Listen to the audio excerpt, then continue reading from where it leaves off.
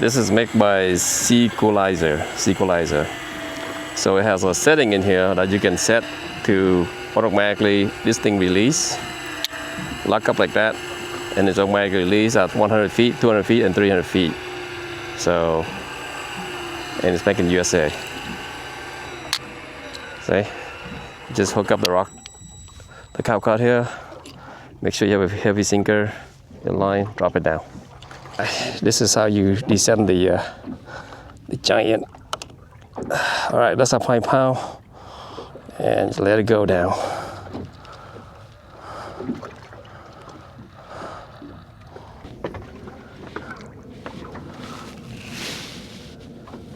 See, perfect.